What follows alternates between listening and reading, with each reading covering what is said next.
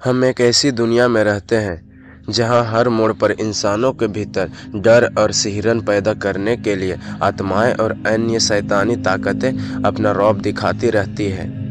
अब आप भले ही इस तथ्य पर यकीन ना करें, लेकिन आपकी हर हरकत, हर कदम पर बुरी व अच्छी आत्माओं की नज़र रहती है। यह आत्माएं आपको एक पल के लिए भी तन्हा नहीं छोड़ती। हाँ, कई बार भीड़ भाड़ से बचते हुए वह आपको अकेलेपन में ही अपने होने का एहसास करवाती है। ऐसे ही एक घटना से हम आज आपको रूबरू करवाने जा रहे हैं, जो कोई कहानी नहीं बल्कि एक आम इंसान के साथ घटित एक खौफनाक घटना है। आज से कुछ 5 से 10 साल पुरानी बात है। अशोक नाम का एक व्यक्ति, जिसका गांव पूर्वी उत्तर प्रदेश के एक कस्बाई इलाके में था।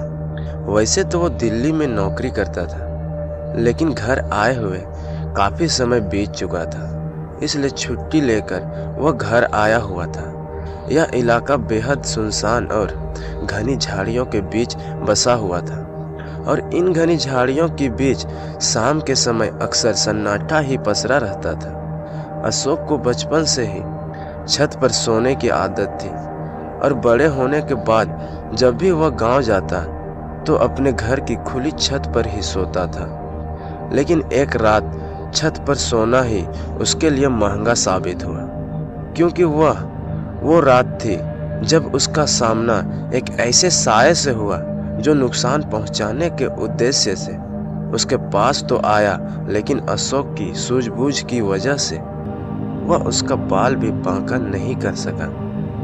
रात के करीब 1 बजा था कि अचानक किसी आवाज ने अशोक की नींद खोल दी।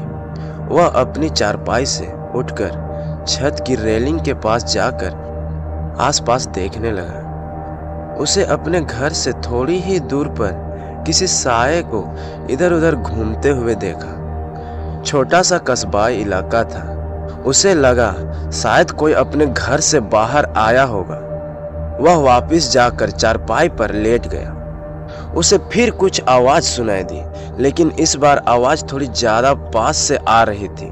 वह फिर उठा और छत से नीचे देखने लगा। उसे अपने घर के पास ही एक साया दिखाई दिया, लेकिन खौफनाक बात यह थी कि वह सिर्फ साया था, उसका शरीर नहीं था। इतने में उसे सीढ़ियों पर किसी के बहुत ही तेजी से साथ चढ़ने की आवाज सुनाई दी।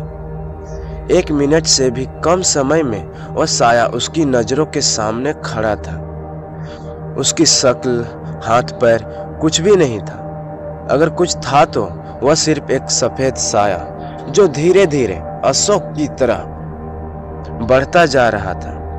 कहते हैं, बुराई को काटने के लिए अच्छाई का ही सहारा लिया जाता है। इसलिए उस साये से खुद को बचाने के लिए उस समय अशोक ने कवच, किलक और गल्ला मंत्र का जाप करना शुरू कर दिया। वह लगातार 5 मिनट तक यह जाप करता रहा, और वह साया उनके पास आता रहा। अचानक ही वह साया अंतर ध्यान हो गया।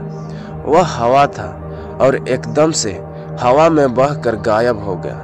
वह कहाँ गया, कहाँ से आया था, कुछ पता नहीं चला। लेकिन कुछ समय जब वह साया अशोक के सामने रहा, उन चंद लम्हों ने अशोक के हाथ पांव फुला दिए थे।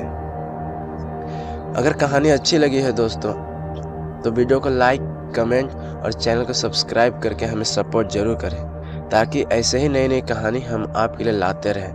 थैंक यू दोस्तों।